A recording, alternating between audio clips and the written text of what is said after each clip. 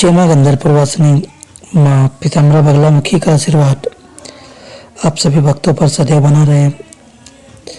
भक्तजनों, अगर आप जीवन में बहुत परेशान हो गए, जगह जगह पूजा पाठ हवन अनुष्ठान करवा के परेशान हो गए, लेकिन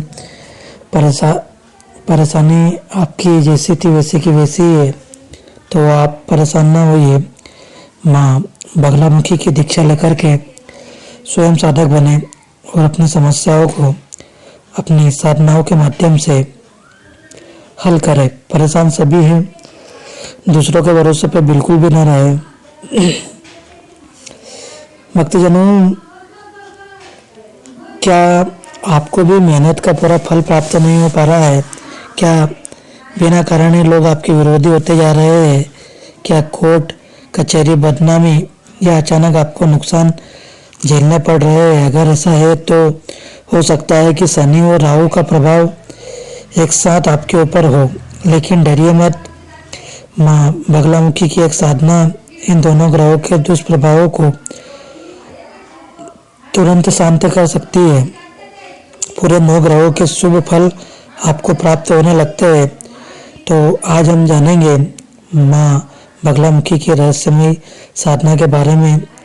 यह साधना न सिर्फ शनि और राहु के दोषों को काटती है, 9 ग्रहों के अशुभ फल, महादशा अंतरदशा के भी जो अशुभ फल है उन सबको भी दूर कर देती है।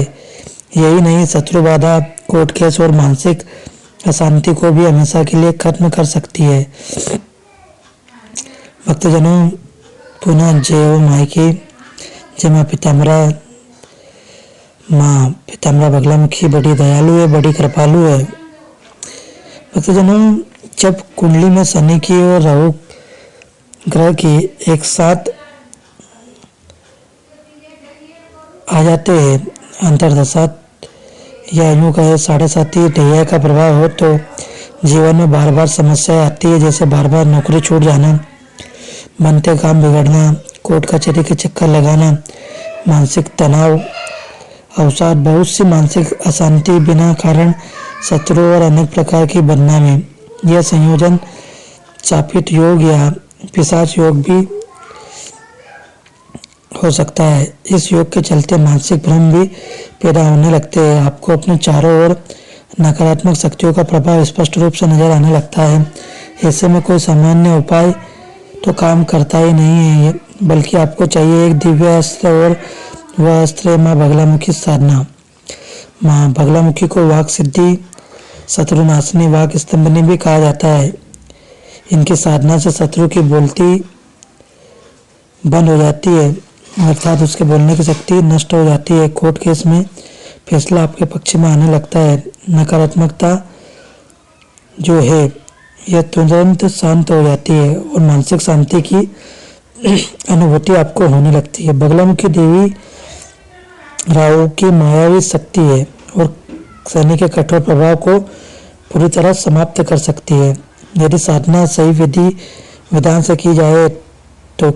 किंतु सावधान, यह साधना रात्रि में ही करें और नियम पूर्वक करें। इस साधना का प्रारंभ करने के लिए मुहूर्त की आवश्यकता होती है, और मुहूर्त क्या है? कृष्ण पक्ष की अष्टमी, अमावस्या या कृष्ण पक्ष की कोई भी शनिवार से आप इस साधना का प्रारंभ कर सकते हैं।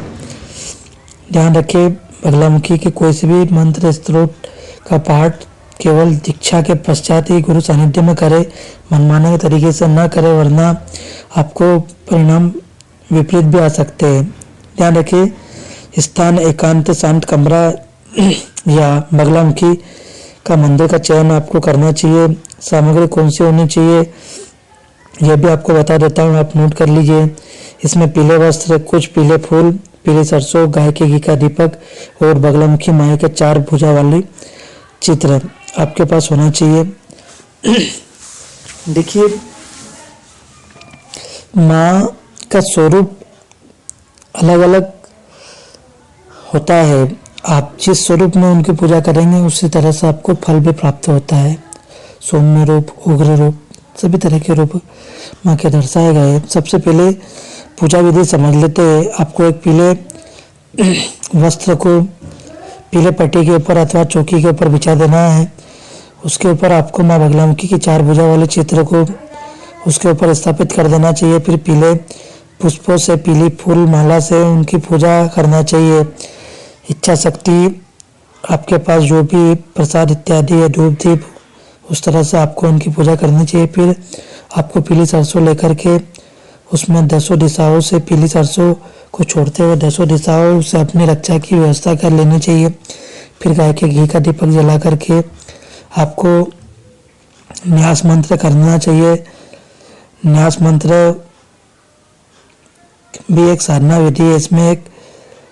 इस न्यास साधना में केवल और केवल आपको न्यास करने होते हैं और न्यास करने से ही आपको शरीर में दिव्यता आती है। देवी जो शक्तियाँ है वो शरीर के विशेष अंगों में निवास करने लगती है, जिनसे आपके ऊपर पड़ रही ग्रहों की जो प्रभाव है, जो शनि और राहु का प्रभाव है, वे सब दूर हो जाते हैं। तो आपको दिखाई दे रहा होगा कि यह न्यास साधना का मंत्र, जो न्यास मंत्र दिखाई दे रहे हैं, इन सभी मंत्रों से आपको न्यास कर देखो। माँ के न्यास अलग अलग मंत्रों के अलग अलग उनके न्यास होते हैं, इसीलिए गुरु सानिध्य में ही आप चयन करें और उसका न्यास आप करें, तभी आगे आपको लाभ होगा। जैसे न्यासों में जो मंत्र होता है उसका प्रभाव अलग अलग होता है। सूर्य का जो मंत्र है उसके बाद लिखा हुआ है हृदय जठर। भक्तजनों, न्यासों में जिस प्रकार से अवगत करवाया जाता है कि हमें कौन से अंग को स्पर्श करना है, किस प्रकार से उसका पालन करना है, वो सभी न्यासों में दिशा निर्देश दिया रहता है। इसलिए बगलामुखी साधना को अगर आप गुरु सानिध्य में दीक्षा लेकर के करते हैं तो निश्चित रूप से कोई सा भी ग्रह दोष हो, नवग्रह भी माँ के अधीन कार्य करते हैं, नवग्रह हो, नक्षत्र हो या कोई सा भी दोष हो, सभी खत्म हो जाते हैं माँ बगलामुखी के विधि विधान पूर्वक साधना करने से। क्योंकि विधि विधान पूर्वक जब हम साधना करते हैं तो उसमें न्यास भी होते हैं और मंत्र के न्यास जब हम करते हैं तो हमें पूरी तरीके से सुरक्षा प्राप्त होती है। अगर आप भी जीवन में माँ बगलामुखी की साधना करना चाहते हैं तो माँ के दिव्य दरबार में संपर्क करें। जय माँ बगलामुखी, जय श्री महाकाल।